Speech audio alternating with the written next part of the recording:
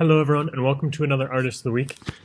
This week we are looking at a very interesting artist. His name's Ekow Nimako.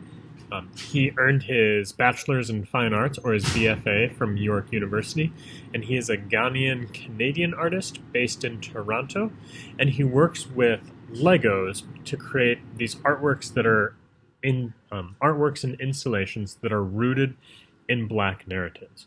His content oftentimes comes from mythology or from fantasy or alternative Black civilizations, and his work is entirely made out of Lego bricks. And so we can see Nimako here in front of one of his pieces, and we can start to see some of those geometric looks from the Lego bricks crafted into these very rich organic shapes. And so as I mentioned, his work pulls from mythology and folklore and Black stories, and so he, as a Ghanaian Canadian artist, is pulling from the ideologies and the folklore from West Africa.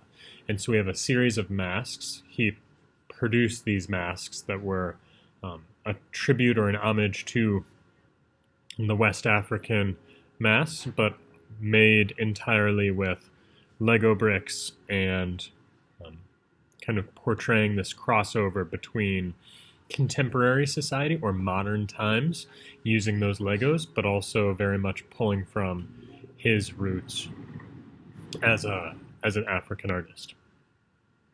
And so a lot of his stories a lot of his artworks deal with these stories from folklore. And so this is To Feed the Village, the Young Must Grow. And so we have several parts to this, and we'll look at some of those details here.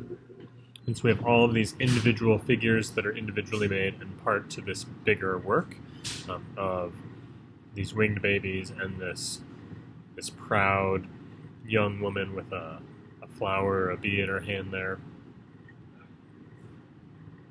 And so his work crosses the bridge between kind of folk and African work and connects to contemporary by use of that Lego brick. By and large, he sticks solely with Black Legos. And so we have Cavalier Noir here. And then a lot of his work is mounted or installed directly onto the wall. And so the bee flies and stings, but the spider waits with teeth.